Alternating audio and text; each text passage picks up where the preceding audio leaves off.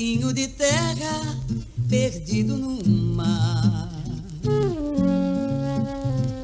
Num pedacinho de terra, beleza sem par. Jamais a natureza reuniu tanta beleza, jamais algum poeta. Oi, gente, meu nome é Cássia, eu faço graduação em História na Universidade Federal de Santa Catarina. Eu também sou bolsista do Programa de Educação Tutorial, o PET História UFSC. No PET, juntamente com as minhas colegas Ana Luísa e Lívia, eu desenvolvo um projeto sobre planejamento urbano em Florianópolis, que foca principalmente nas questões que envolvem o desenvolvimento da paisagem urbana, as relações com o rural e os movimentos e resistências dos trabalhadores e trabalhadoras nesses espaços. E hoje eu estou aqui representando o meu grupo neste ciclo de entrevistas. O ciclo de entrevistas 30 Minutos de Histórias é outro projeto desenvolvido pelo PET, em que a ideia é entrevistar pessoas que de alguma forma se relacionem com a temática de história urbana em Florianópolis.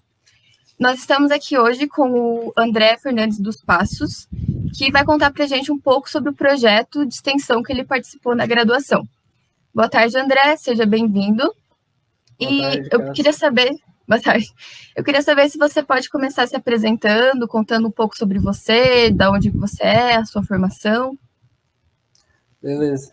Meu nome é André Fernandes Passos, eu me formei na UFSC por volta de 2015, e durante o período que eu tive na graduação, eu participei de alguns projetos no Laboratório de História Social.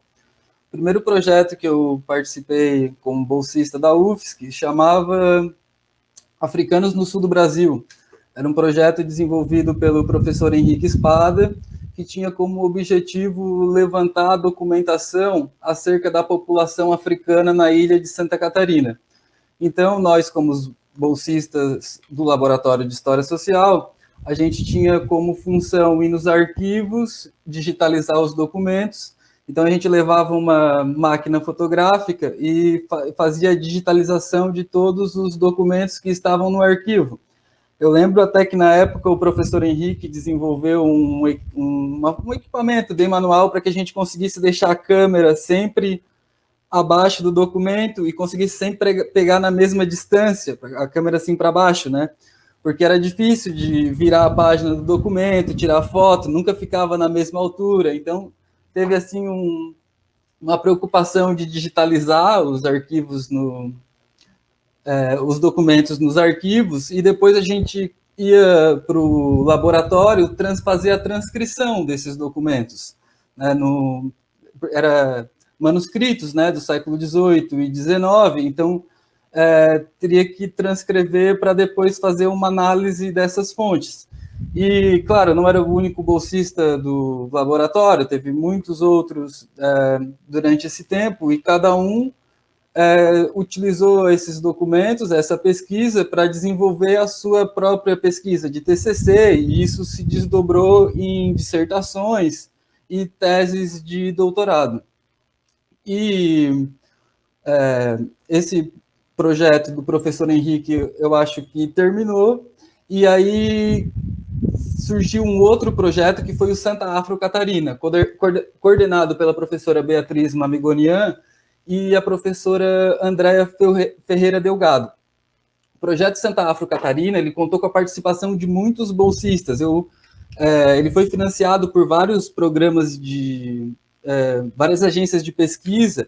Eu selecionei aqui algumas que teve financiamento do programa de extensão universitária, o edital do ProEst de 2011 e 2013, o ProCultura, o ProBolsas, o programa de Bolsa Permanência, a Bolsa de Cultura da Secult. Então, através desse financiamento, a gente conseguiu aí, o laboratório contratar alguns bolsistas para desenvolver essas pesquisas, né?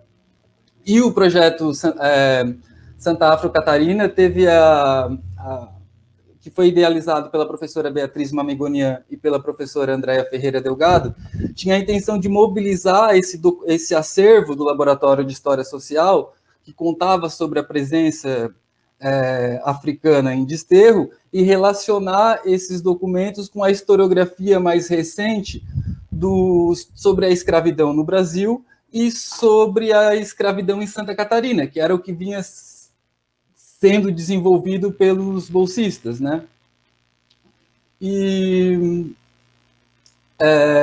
o Santa Afro, os roteiros, eles estavam ligados, o projeto, com as disciplinas que eram ministradas pela professora Beatriz Mamigonian e pela Andréa Delgado.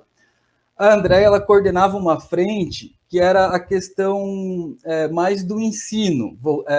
Ela, através da disciplina de estágio supervisionado, ela adaptava esse conteúdo que era de produção histórica, né, que era produzido na disciplina de Laboratório de História Social, coordenado pela professora Beatriz, e a professora Andréa Ferreira Delgado transformava essa pesquisa e essas narrativas que eram produzidas em conteúdo didático.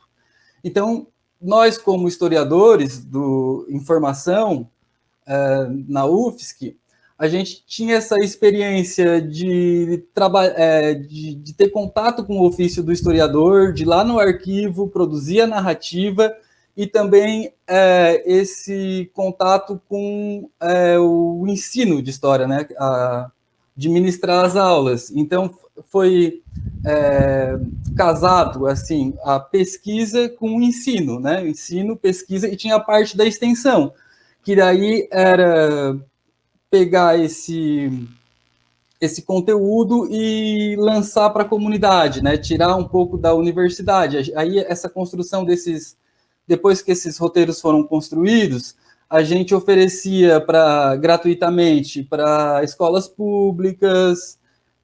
No primeiro sábado de cada mês, esses roteiros eram apresentados no centro, gratuitamente para a comunidade. Então eles teve essa preocupação de externalizar aquilo que era produzido na universidade, né? O Santa Afro Catarina também, ele tá dentro, assim, de quando falei da historiografia um pouco mais recente, tem um artigo da Silvia Lara, que eu anotei aqui o nome para não esquecer, porque eu sou um pouco ruim de memória, que chama E.P. Thompson e a Experiência Negra no Brasil. Porque até a crítica da Silvia Lara, do Manolo Florentino, que escreveu Paz nas Senzalas, o próprio Sidney Choualhoub, com Visões da Liberdade, eles estavam interessados nesse momento de uma renovação da historiografia para dar um pouco mais de visibilidade às ações da população africana, né? Não tratar e aí fazia a crítica a Caio Prado Júnior, Celso Furtado, que eles tratavam os escravos como mercadoria, né? Como valor, o escravo coisa. Como um escravo mercadoria, tem valor de mercado, e não tratava tanto das ações, né, desses sujeitos assim no espaço. Então, o projeto Santa Afro Catarina está ligado dentro dessa renovação historiográfica dentro dos estudos da escravidão. Os roteiros, eles foram criados dentro de uma disciplina que se chamava Laboratório de História Social. Era uma disciplina que tinha o nome homônimo ao Laboratório de História Social da UFSC, né? E aí, nessa disciplina, como o trabalho final, essa disciplina foi coordenada pela professora Beatriz, e no trabalho final a gente tinha que apresentar um roteiro histórico. E, claro, relacionando essa pesquisa bibliográfica da escravidão no Brasil e em Santa Catarina com a documentação que tinha no laboratório. Então, tinha que bolar um roteiro temático, isso foi criação dos alunos, né? Assim, qual o roteiro? Então, acho que a disciplina tinha em torno de uns 20 alunos, então ficou assim, dividiu por grupos, ficou 4 alunos em cada grupo, e aí teria que cada grupo propor um roteiro sobre a escravidão em Florianópolis, um roteiro turístico, assim, né? Na cidade. E aí surgiu os roteiros Armação Baleeira em Engenhos do Ribeirão da Ilha, que é o único que acontece no sul da ilha e precisa de ônibus para deslocamento, porque a gente visita a Armação Baleeira, onde tinha tantos bastante escravo trabalhando ali. Visitava também um engenho de farinha, onde havia um senhor que tinha escravos trabalhando aqui naquele engenho, e os pontos do Ribeirão ficam um pouco um mais longe do outro, então precisava de ônibus para fazer esse deslocamento. E aí os outros 3 roteiros eram todos no centro, que é a Viver de Quitandas, a Desterro de Cruz e Souza, que é uma microbiografia, digamos assim, do Cruz e Souza, nos espaços que ele circulou, né? E o outro roteiro, acho que era Festas e Devoção ao Rosário, que contava um pouco mais da relação dos africanos em torno da religião. E o Viver de Quitandas, relacionando a experiência dos africanos com um mercado de abastecimento, né? E também aí o projeto tinha essa preocupação, então, de dar protagonismo às ações dos africanos no espaço urbano de Desterro. Então, a gente tem, no roteiro Viver de Quitandas, a gente visita a praça, o primeiro mercado público de Desterro, e conta a história da africana Maria Mina, que tinha uma casa de um box, né, de mercado, alugava uma casinha no mercado, e a gente conseguiu resgatar, digamos assim, reconstruir a história de alguns desses sujeitos, dessas populações de origem africana, no centro urbano de Desterro, né? Deixa eu tomar uma água. Então, o objetivo dessa conversa era mais falar mesmo sobre esse projeto, né, do Santa Afro, como foi a sua experiência, e falar mais desses roteiros, assim, como foi produzir, falar um pouco do que o roteiro que você produziu e como é fazer esse roteiro pela cidade. Eu acho assim que uma dos principais das coisas mais legais do roteiro é a questão da documentação, assim, que a gente, ao levar o conhecimento histórico para o centro da cidade, né, tirada do livro, assim, e percorrer o centro urbano, a gente fez uma pesquisa muito grande em documentos. Então tem muitos lugares que não estão mais lá hoje, né? Por exemplo, o primeiro mercado público de Desterro. Tem fotos, tem imagens do mercado, mas ele não está lá mais fisicamente hoje. E assim ocorre também como o Rio da Bulha, que tinha um rio que não estava que não era canalizado ainda no centro de Florianópolis, e que os escravos utilizavam como para lavar roupa dos senhores.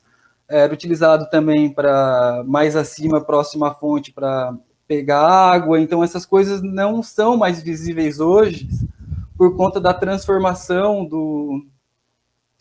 das reformas urbanas que aconteceu no centro de Florianópolis, né? Então foi muito importante a documentação iconográfica,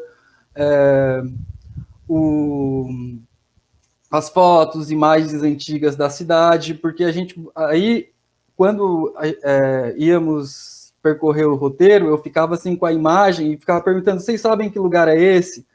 E as pessoas não sabiam. Era, assim, o roteiro todo, o percurso, não é assim uma transmissão de conteúdo, mas é sempre a partir da perspectiva do olhar daquela pessoa que está ali, que às vezes não é especialista em história, tampouco é acadêmico de história, às vezes é só um turista que está afim de um turismo um pouco mais cultural na cidade, e aparecia ali uma pessoa mais leiga, assim, né?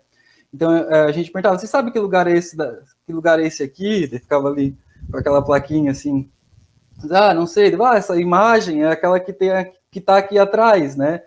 Só porque aqui o porto ficava aqui, que não é mais lugar por causa da reforma, né, do centro da cidade. Então sempre tinha essa preocupação de levar a documentação para o roteiro e ressignificar os espaços urbanos da cidade, tentando mostrar para as pessoas que aquele espaço estava relacionado com o mundo do trabalho no século XIX e que aqueles ofícios eram realizados por pessoas de origem africana.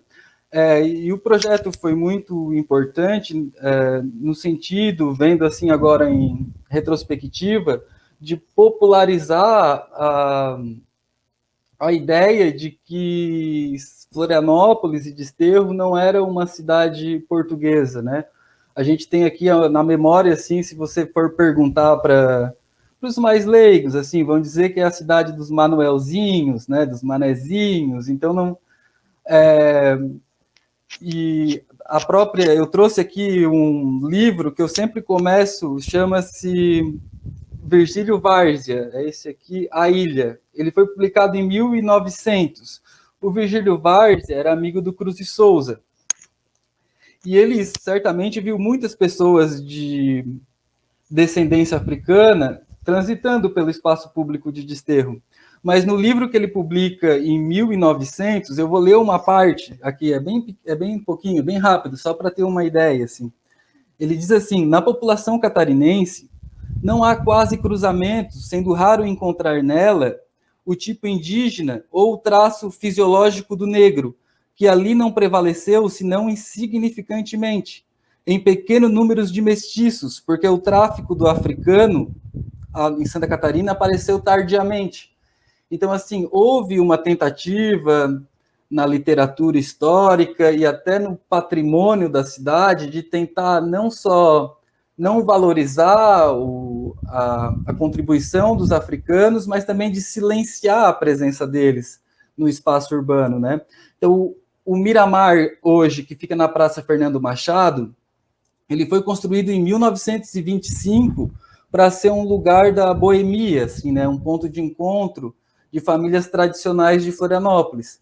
Mas o Miramar foi construído em cima do primeiro mercado público de Desterro, que era o local de sociabilidade dos africanos, né? O mercado público era o espaço onde vendia as trocas, onde vendia galinha, né? Vendia de tudo, assim, né? E quem fazia esse comércio era as populações de origem africana.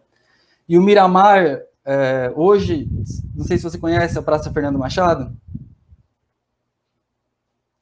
é a praça que tem bem na frente da Praça 15, e onde tem a feirinha ali hoje. E ali tem o monumento do Miramar, que esse monumento remete a esse bar, mas ali, onde está o monumento, antes de ter o Miramar, foi o primeiro mercado público de Desterro. Tem uma foto que eu acho fantástica no site Santa Afro Catarina, depois a gente vai mostrar um pouco ali no final, que é a população de origem africana que comercializava ao redor do mercado. Só porque daí o mercado é demolido, é construído um outro, o mercado público atual, no início do século XX, e deixa eu ver aqui a data, foi em 2001, foi construído um monumento do Miramar no centro de Florianópolis para remeter ao bar. Só porque o monumento poderia muito bem remeter também ao primeiro mercado público de Desterro, que era onde estava a população africana, ali, né, no centro urbano. Então, assim, parece que o espaço urbano de Florianópolis também foi um pouco replanejado para silenciar a presença africana, né, no centro de Desterro. Então, a ideia do projeto era um pouco também de ler o centro histórico de Florianópolis a contrapelo, digamos assim, né? Ver esses monumentos que foram criados e a priori silenciam sobre a presença africana em Florianópolis e fazer eles dizer sobre a presença africana em Desterro, né?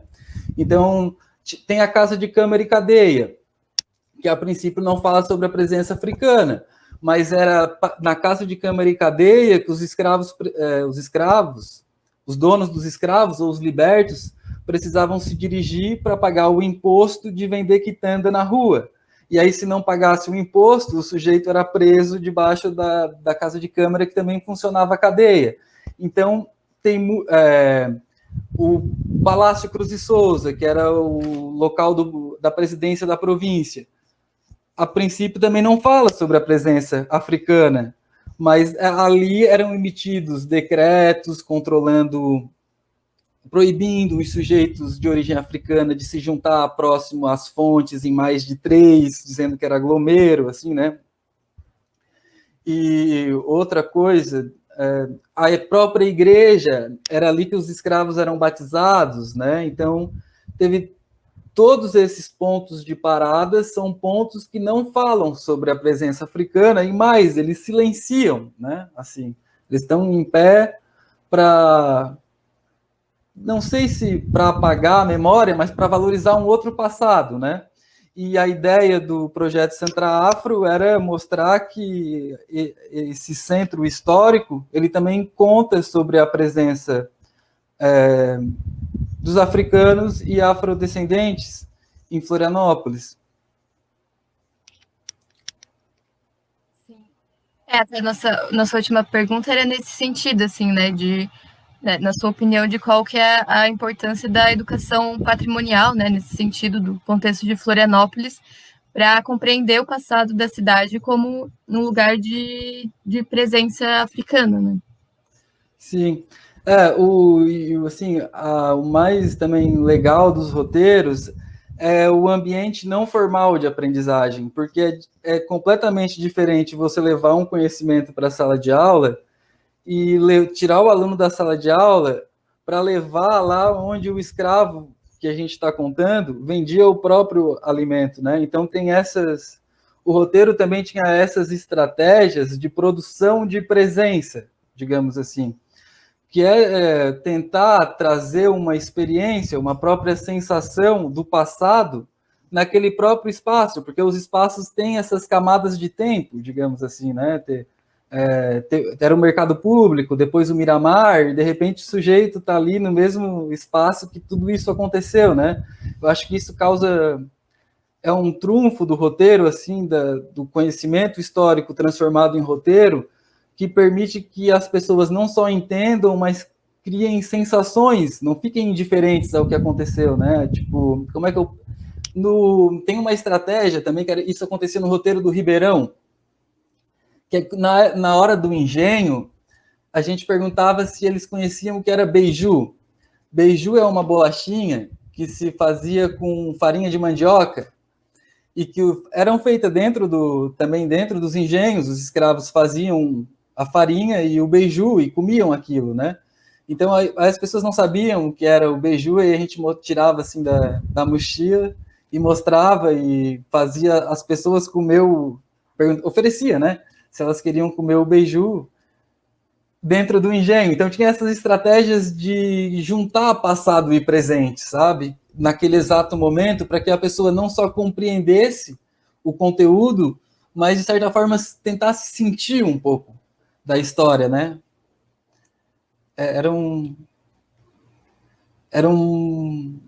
Uma sensação que eu tinha, assim, que era diferente, assim, né? Eu acho que agora a gente pode mostrar um pouco do site, não sei se quer mostrar um pouco. Isso, podemos... Vamos... Isso, se você puder clicar lá na logo do Santa Afro, esse aí é o site do Santa Afro Catarina.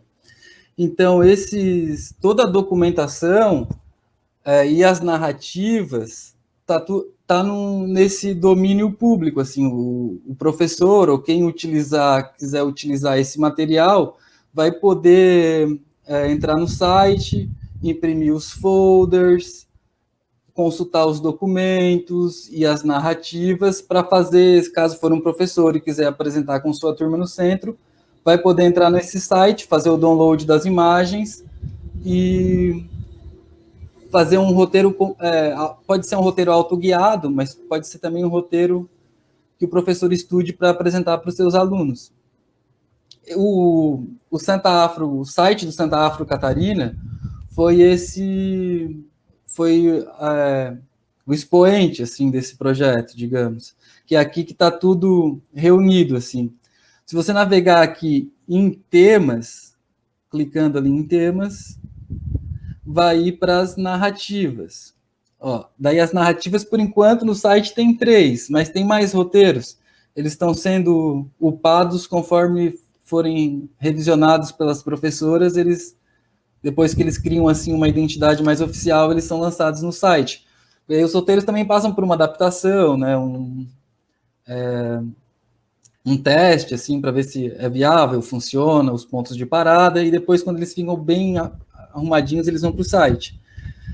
Aqui tem a Desterro de Cruz e Souza, o Pós-Abolição em Florianópolis e Viver de Quitandas. São 3 narrativas, 3 roteiros, né? Se você clicar em Viver de Quitandas, aqui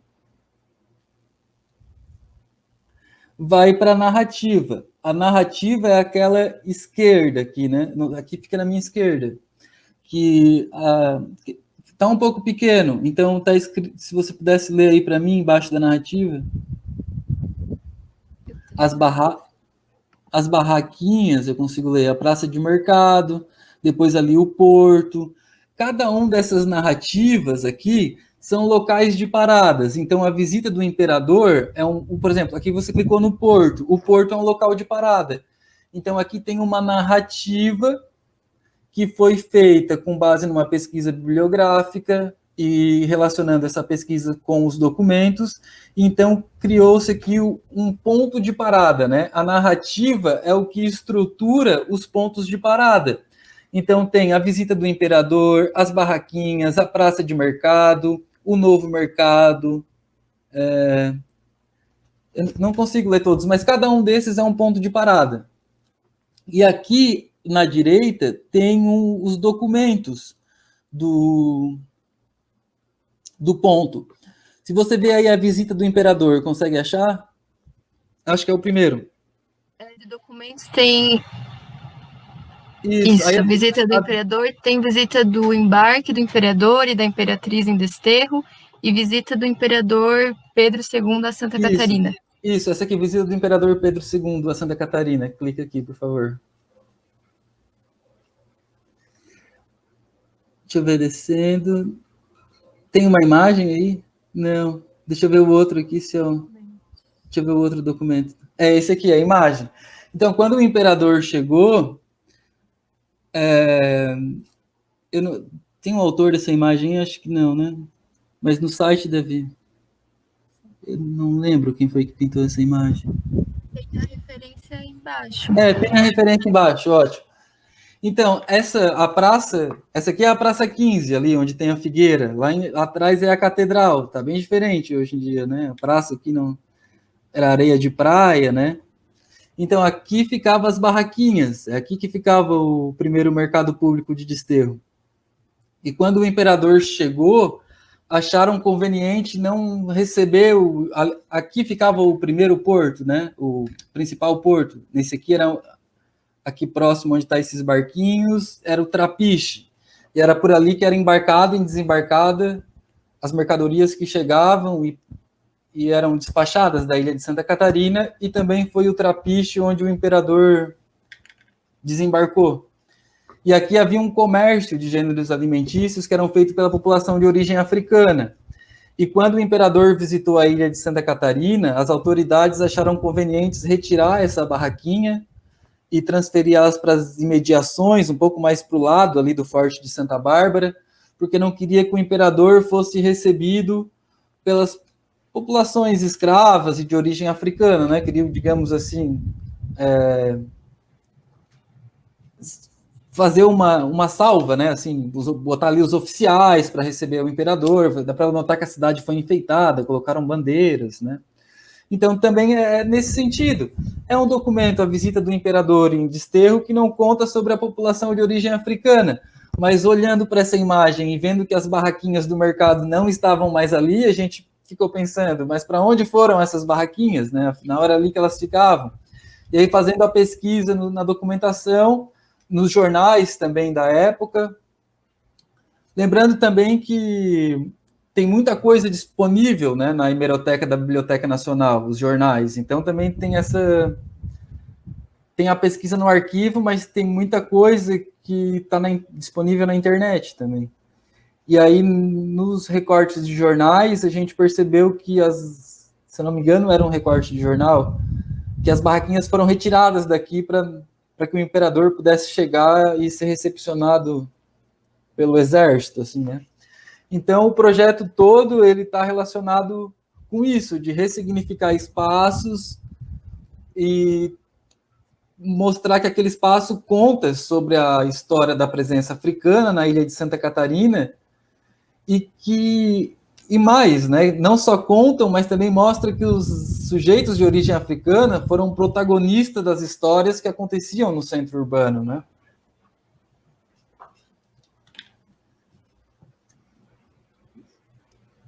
Aí tem aqui a aba na escola, que também é a parte mais voltada às atividades. Porque, assim, o projeto ele tinha 3 frentes. Tinha a frente dos bolsistas da Beatriz, que era bolsista de pesquisa.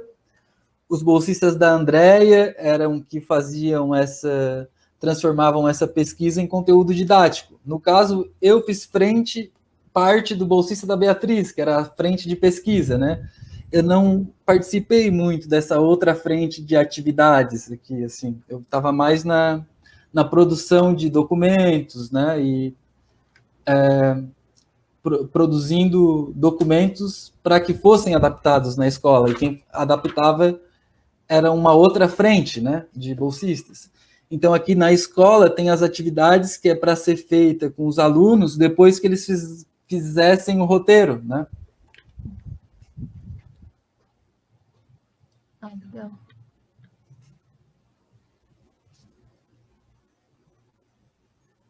Tem mais alguma parte do site que você queira mostrar? Eu acho que é isso. Ele é bem intuitivo, o site. Se a pessoa quiser depois navegar, assim, é bem tranquilo. Aí a parte de acervo fica toda a documentação, porque às vezes o mesmo documento está relacionado a 2 roteiros. Se você quer ver só a documentação que trata sobre a presença africana na ilha de Santa Catarina, você pode ir direto em documentos, que ali vai ter a documentação transcrita já, né? Tem o documento transcrito e talvez tenha a imagem original. Eu não sei se a imagem original está em todos os arquivos, mas eu acredito que alguns deva estar.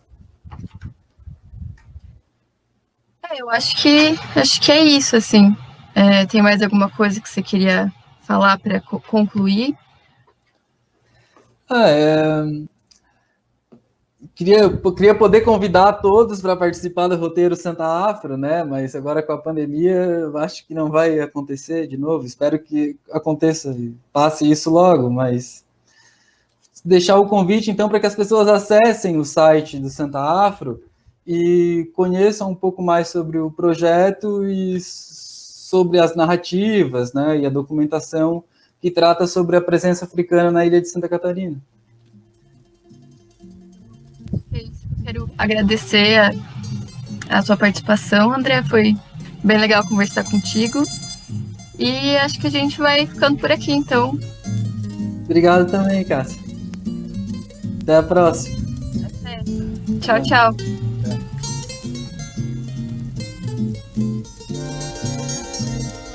Ilha da moça faceira, da velha rendeira tradicional. Ilha da velha figueira, onde em tarde fagueira vou ler meu jornal. Tua lagoa formosa, ternura de rosa, poema ao luar, cristal onde a lua vaidosa, ancestrosa, dengosa, vem se espelhar.